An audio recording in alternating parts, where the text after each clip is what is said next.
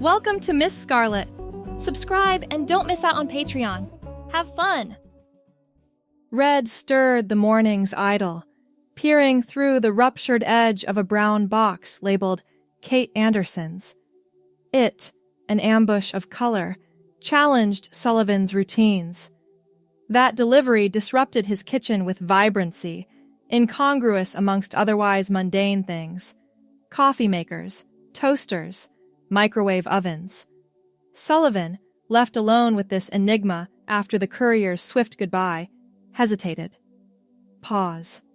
A choice between rectifying the obvious misdelivery or capitulating to new intrusions that promised unfamiliar riches, vows that whispered like torn paper, incomparably softer than his own crisp hair. His curiosity piqued. What had Kate ordered? A tablecloth? A blanket? Sullivan pulled his navy blue sweater sleeves up and carefully opened the damaged corner a bit more. The material was silky, definitely not household linens. He knew he should stop, tape the box shut, and message Kate immediately. That's what a decent person would do. Instead, he found himself slicing through the packing tape with a kitchen knife. Inside lay tissue paper wrapped around several items. Sullivan lifted the first package, unfolding the delicate paper to reveal a stunning red cocktail dress with a sweetheart neckline and a fitted silhouette. The fabric shimmered under his kitchen lights. "Whoa," he whispered, his fingers instinctively reaching to touch the luxurious material. The dress was beautiful, elegant yet sexy. He found himself holding it up against his chest, imagining how it would look on someone. The second package contained a pair of black stiletto heels, sleek and dangerous looking, with pointed toes and thin straps designed to wrap around the ankle. The third revealed delicate lingerie, black lace panties, and a matching bra with red accents that would coordinate perfectly with the dress. Sullivan's heart raced as he arranged the items on his counter. He should pack everything back up. He should text Kate. Instead, he found himself wondering what it would feel like to wear such beautiful things. The thought both thrilled and terrified him. Sullivan had never shared this with anyone, but sometimes he found himself envying women's clothing, the variety, the colors, the fabrics. Men's fashion seemed so restrictive by comparison. Plain shirts, boring pants, nothing that celebrated the body or played with texture the way women's clothing did. "Just once," he murmured to himself. "No one would know." Before he could reconsider, Sullivan gathered the items and headed to his bedroom. He shed his jeans and navy sweater, standing in his boxers and socks before his full-length mirror. He held the dress against his chest again, noting how the color contrasted with his pale skin. With trembling hands, he slipped off his remaining clothes and carefully stepped into the lingerie. The fabric felt alien against his skin, cool, delicate, barely there. The bra was more challenging, but he managed to clasp it after a few attempts. The padding filled out the cups, creating the illusion of a feminine chest. Next came the dress. Sullivan held his breath as he pulled it over his head, letting the silky fabric slide down his body. It hugged his waist surprisingly well, though it fit a bit tight across his shoulders. He twisted to see himself from different angles, shocked at how the garment transformed his silhouette. Lastly, he slipped his feet into the stilettos, wobbling slightly as he stood at his new height. Walking was a challenge, but after a few careful steps around his bedroom, he gained more confidence. Sullivan turned to face the mirror fully, and his breath caught. The person staring back at him wasn't entirely him, yet wasn't entirely someone else either. There was something natural about the image, something that resonated deep within him, The red dress hugged curves he didn't know his body could create, the color bringing warmth to his face. Who are you? He whispered to his reflection. His phone rang from the kitchen, shattering the moment. Sullivan nearly twisted his ankle, rushing to answer it, the unfamiliar heels throwing off his balance. He grabbed the phone without checking the caller ID. Hello? Sullivan, it's Kate, from work. His blood ran cold. He glanced down at himself, still wearing her clothes. Kate, hi. How are you? I'm good, but I'm calling about a package. I ordered some things online and realized I accidentally put your address instead of mine. The street numbers are so similar, and I guess I wasn't paying attention. Has anything arrived for me? Sullivan's throat went dry. Yes, actually. A box came today. Oh, thank goodness. I was worried it might have been lost. Those items were expensive. Kate sounded relieved. Could I stop by to pick it up? Or I could meet you somewhere if that's easier. Tomorrow might be better. Sullivan stammered, looking down at the dress he was wearing. I'm kind of in the middle of something. Oh. Kate paused.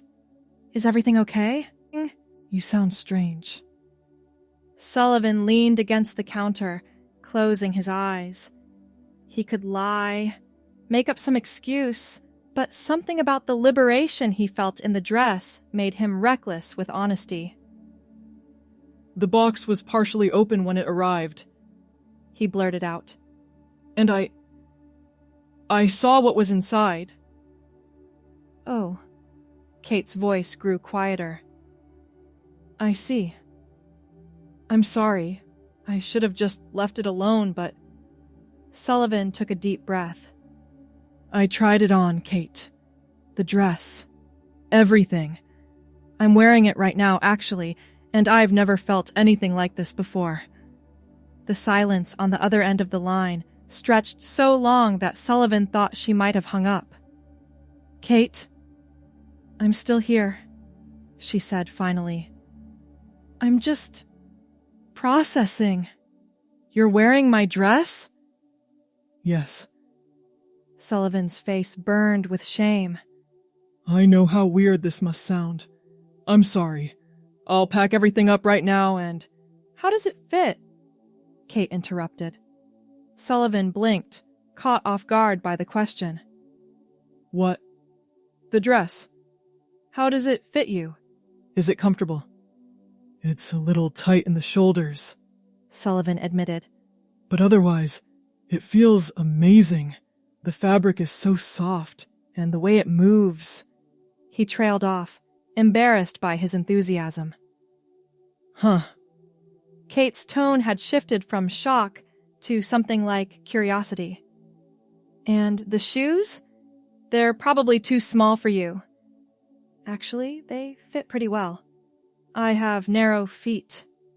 Sullivan took a few experimental steps. Walking is tricky, though. To his astonishment, Kate laughed. Not mockingly, but with genuine warmth. Yeah, stilettos take practice. Listen, Sullivan, I don't know what to say, but I'm not judging you. Actually, I'm impressed you told me the truth. Relief flooded through him. You're not angry? About you opening the package? A little. About you trying on the clothes? No, everyone should wear what makes them feel good. She paused. Would it be too weird if I asked to see? See? How you look in the dress. I'm curious now. Sullivan's heart hammered in his chest. You want to come over? If that's okay with you, we could talk. Maybe I could give you some pointers. An hour later, Sullivan opened his front door, once again dressed in his jeans and navy sweater, his hair combed neatly. Kate stood on his doorstep, wearing jeans and a green blouse, a friendly smile on her face. I brought wine, she said, holding up a bottle. Figured we might need it for this conversation. Sullivan's apartment had never felt smaller than when Kate stepped inside. He'd hastily tidied up, packing her clothes back in their tissue paper and placing them on the coffee table. "So," Kate said, setting down the wine and her purse. "Show me." Sullivan shifted uncomfortably. "Are you sure this isn't weird for you?" "Of course it's weird," Kate laughed. "But weird isn't bad. I'm intrigued, and you clearly had a moment of revelation trying on that dress. I want to understand." With nervous hands, Sullivan picked up the box. "I'll just go change then." In his bedroom, he carefully put on each garment again, taking his time with the clasps and zippers. When he stepped back into the living room, Kate's eyes widened. "Wow," she whispered. "Turn around." Sullivan slowly rotated, feeling exposed yet strangely powerful under her gaze. "The dress fits you better than it would have fit me," Kate admitted. "Something about your shoulders actually makes it hang beautifully." She approached him, adjusting the fabric at his waist. "Have you ever done this before?" Sullivan shook his head. "Never. I've thought about it, but it's scary," Kate finished for him. "I get that. Society has all these rules about who can wear what." She stepped back, examining him with a critical eye. "You need makeup, though, and we should do something with your hair." "My hair?" Sullivan touched his short brown locks self-consciously. Kate rummaged through her purse and produced a small makeup bag. "May I?" For the next hour, Kate worked on Sullivan's face with various brushes and creams, explaining each step. Sullivan sat perfectly still, afraid to disrupt her concentration, but also entranced by the gentle touch of her fingers on his skin. "You have amazing bone structure," Kate murmured as she applied blush to his cheeks. "Very elegant. And your eyes, they're going to look stunning with a little enhancement." When she finally handed him a mirror, Sullivan almost didn't recognize himself. Kate had skillfully applied makeup that accentuated his features without overwhelming them. His eyes looked larger, more expressive, framed by subtle eyeshadow and mascara. His lips were tinted a soft shade that complemented the red dress. "What do you think?" Kate asked. Sullivan stared at his reflection, mesmerized by the transformation. "I look beautiful," Kate finished. "You look beautiful, Sullivan." Tears threatened to well up, but Sullivan blinked them back, afraid of ruining Kate's handiwork. "Thank you," he whispered. They opened the wine, and as they sipped from mismatched coffee mugs, Sullivan apologizing for his lack of proper wine glasses, Kate asked gentle questions. Had he always been curious about women's clothing? Was this about the clothes specifically, or something deeper? Sullivan found himself opening up more than he ever had before. "I've always felt restricted in men's clothing," he explained, "like I'm wearing a uniform that doesn't quite fit who I am inside, but I never knew what to do with that feeling." Kate nodded thoughtfully. "Have you ever considered that you might be transgender, or perhaps somewhere on the gender spectrum?" Sullivan frowned, considering. "I don't know. I've never given myself permission to really think about it." "Well, you have permission now," Kate said, raising her mug in a toast. "To discovering yourself, whatever that means." They talked late into the night, and by the time Kate left, they had a plan. Kate would help Sullivan explore this aspect of himself safely and gradually. She'd teach him about makeup, help him shop for clothes that fit properly, and be a confidant as he figured out what it all meant. How about this? Next weekend we go shopping? Kate suggested at the door. Somewhere outside of town where you won't run into anyone from work. We can find you your own dress, maybe something in pink? I think pink would suit you. Sullivan nodded, feeling a mix of terror and exhilaration. I'd like that. After Kate left, Sullivan kept the dress on, moving through his apartment with growing confidence in the heels. He practiced sitting, standing, walking, experimenting with a different way of holding himself. With each movement, something inside him seemed to unfurl, like a flower finally getting sunlight after growing in shadow. He caught his reflection in the hallway mirror and stopped. The person looking back at him seemed to have a secret, joyful knowledge in her eyes. Her. The pronoun slipped into his thoughts naturally. Hello, Sullivan whispered to the reflection. I think I'm going to get to know you better. The following Saturday, Kate picked Sullivan up early, driving them to a shopping mall in a neighboring town. Sullivan wore his usual jeans and a gray button-up shirt, but underneath, he had on the black lace panties from Kate's package, a secret reminder of possibilities. I've been thinking, Kate said as they parked. Have you considered a name for when you're dressed up? Sullivan hadn't thought that far. A name? It might help you separate these experiences, at least at first. Something that feels right for the person in the red dress. They walked through the mall entrance, Sullivan feeling strangely vulnerable despite his conventional male attire. what would you suggest? Kate considered him. What about Claire? It's elegant but not flashy. Claire, Sullivan repeated, testing the name on his tongue. I like it. Their first stop was a department store with a large women's section. Kate led the way, selecting items with a practiced eye, a flowing pink summer dress, a blue pencil skirt with a matching blouse, a pair of comfortable flats.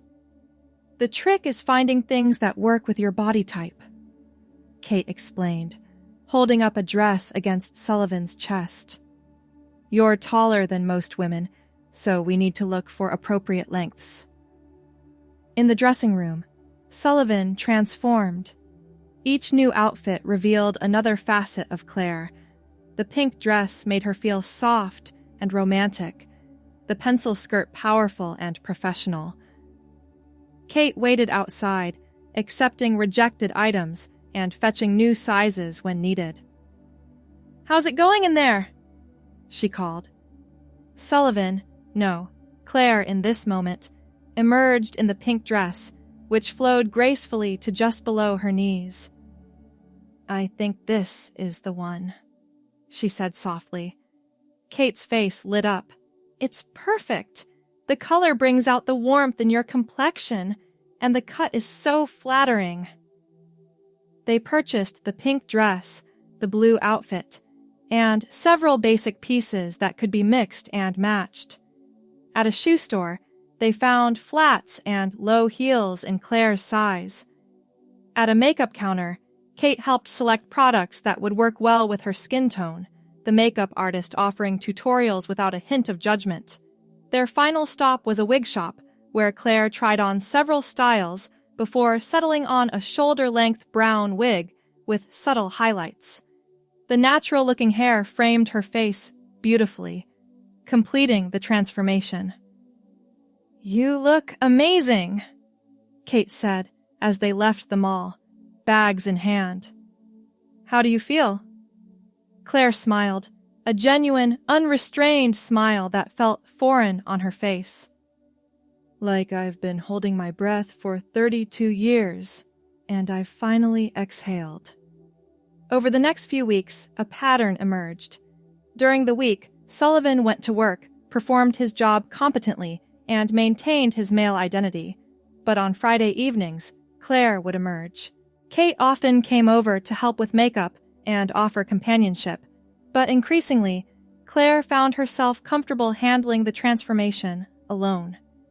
She practiced her makeup techniques, experimented with different outfits, and even ventured out for brief excursions, a quick coffee at a cafe across town, a walk in a park at dusk.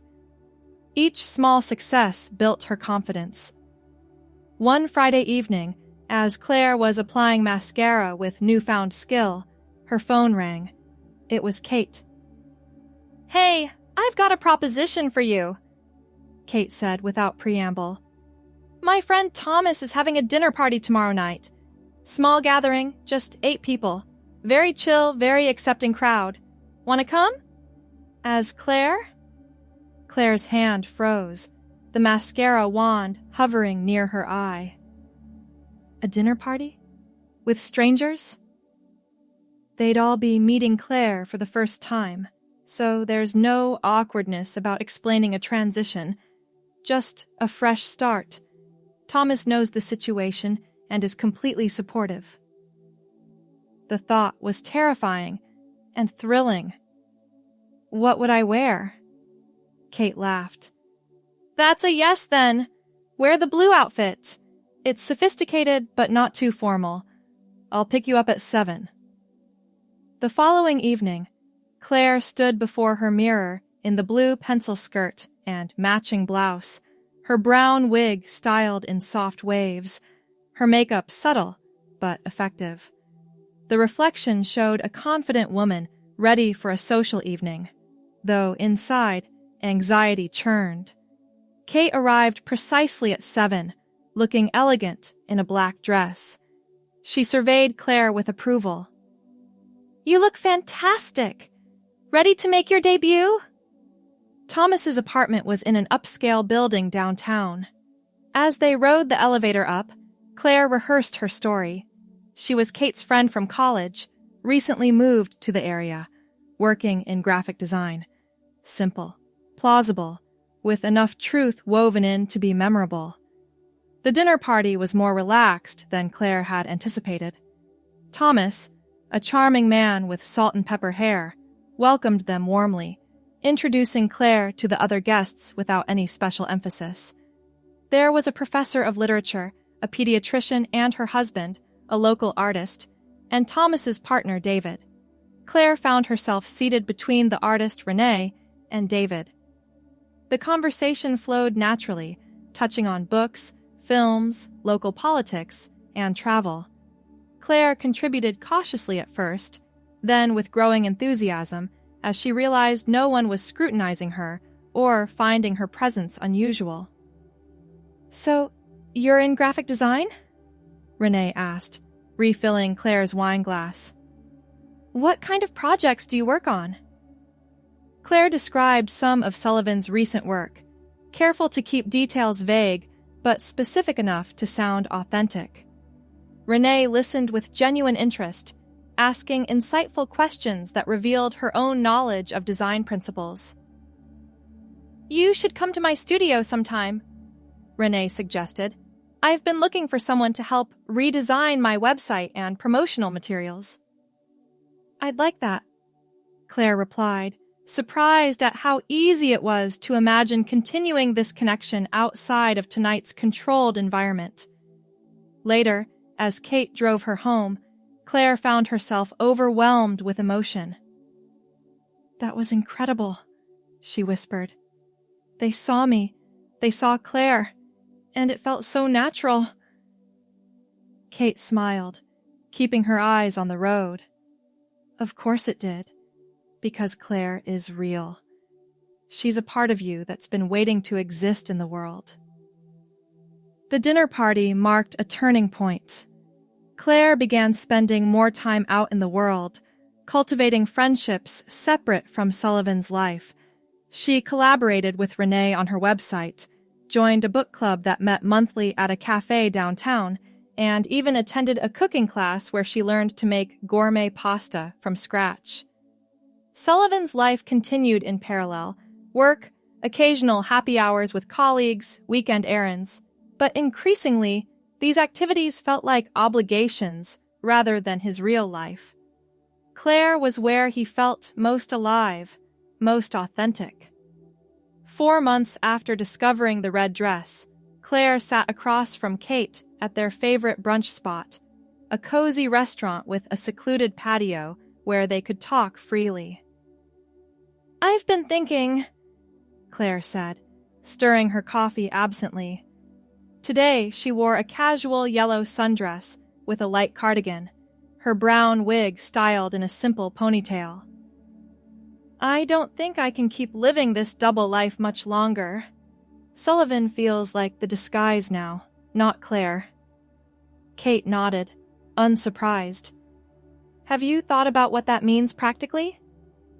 "I've been researching. Legally changing my name, updating identification, medical options." Claire took a deep breath. "I've made an appointment with a gender therapist for next week." "That's a big step," Kate said, reaching across the table to squeeze Claire's hand. "I'm proud of you." "I'm terrified," Claire admitted. "Especially about work. What if they fire me?" "They legally can't, but that doesn't mean it will be easy." Kate's expression grew serious. "Have you thought about whether you want to stay there or make a fresh start somewhere new?" Claire had considered this extensively. "I think I want to stay, at least initially. I've built a career there, and running away feels like I'm ashamed. I'm not ashamed of who I am." The transition at work was more complex than Claire had anticipated. Human Resources was professionally supportive, implementing necessary administrative changes and organizing sensitivity training for staff. Some colleagues were immediately accepting, some awkwardly well-intentioned, and a few quietly disapproving. Martin from accounting stopped bringing his daily accounting questions to her desk. Irene from marketing made a point of loudly using Claire's new name and complimenting her outfits. The dynamics shifted, relationships recalibrated, but overall, the professional foundation remained intact. One unexpected development was Claire's relationship with her direct supervisor, Richard. Previously, Sullivan had found Richard intimidating and had minimized their interactions. But during Claire's transition, Richard revealed himself to be one of her strongest allies, having navigated his own coming-out journey years earlier. "The trick," Richard advised during a private lunch, "is to act like nothing unusual is happening. You're the same competent professional you've always been. The work speaks for itself." Claire took this advice to heart, maintaining her high standards and focusing on deliverables rather than office politics. Gradually, her transition became yesterday's news, as new dramas and developments took precedence in the office gossip mill. Outside of work, Claire's life blossomed. She moved to a new apartment in a different neighborhood, keeping some of Sullivan's furniture but redecorating to reflect her aesthetic. She joined a support group for transgender women, where she found community and practical advice for navigating her journey. Kate remained her closest friend, celebrating milestones and providing steadfast support through challenges. Their friendship deepened into a sisterly bond, with Kate serving as Claire's guide to the nuances of womanhood she hadn't absorbed through cultural osmosis. "No, like this," Kate demonstrated, showing Claire how to properly apply eyeliner. They sat at Claire's vanity, surrounded by makeup products and hair tools. "Follow the natural line of your lower lash, but extend it just slightly." Claire imitated the movement, achieving a subtle wing that enhanced her almond-shaped eyes. "Better?" "Perfect," Kate confirmed. "You're getting really good at this. Soon you won't need my help at all." "I'll always need your help," Claire said seriously. "Not with makeup, maybe, but with everything else. I wouldn't be here without you." Kate smiled, touched by the sincerity. "You would have found your way eventually. That package just accelerated the timeline." The red dress hung in Claire's closet, rarely worn but preserved as a tangible reminder of her beginning. Sometimes, when she passed it while selecting an outfit, she would touch the fabric briefly, a gesture of gratitude for the catalyst it had provided.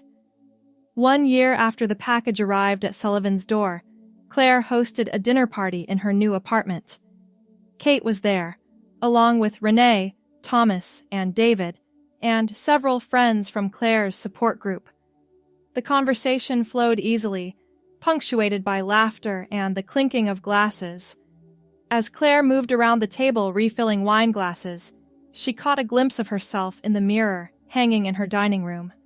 She wore a simple green dress that complemented her brown hair, which had grown out naturally over the months, replacing the need for the wig.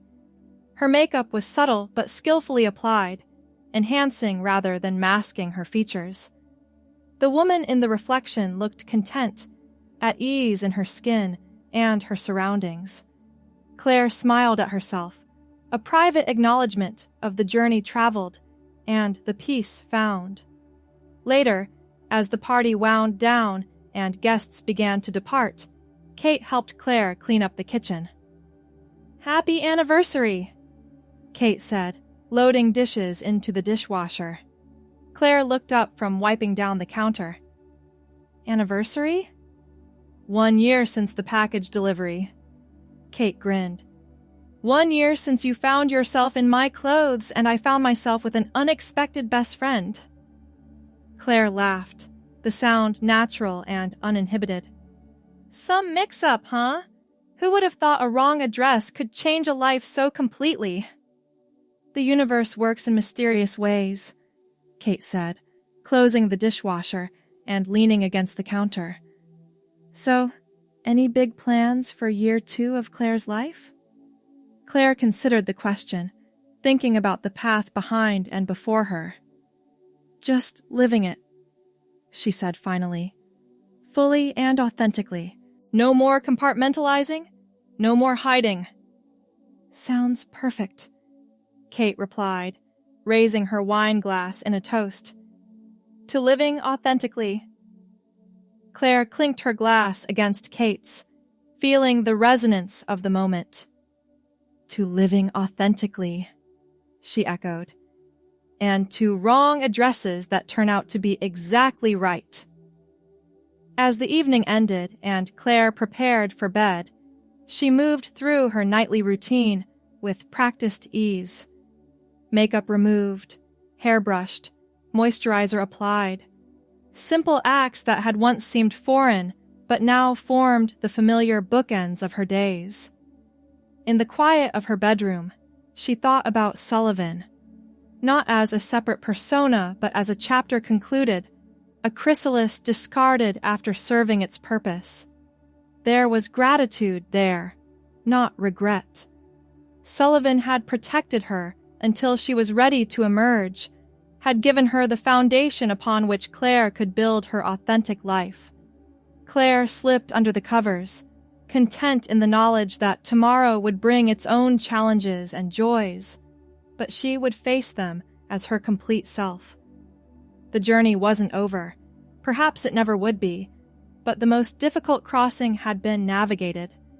She had arrived at herself, finally home. Thanks for watching, my girlies! Be sure to check out Patreon for more!